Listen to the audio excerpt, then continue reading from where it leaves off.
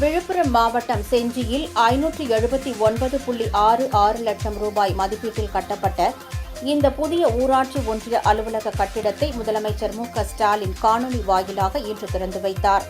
இதையொட்டி செஞ்சி ஊராட்சி ஒன்றிய அலுவலகத்தில் நடைபெற்ற நிகழ்ச்சியில் செஞ்சி தொகுதி சட்டமன்ற உறுப்பினர் மஸ்தான் கலந்து கொண்டு குத்துவிளக்கேற்றி அலுவலக கட்டிடத்தை திறந்து வைத்து வாழ்த்துரை வழங்கினார்.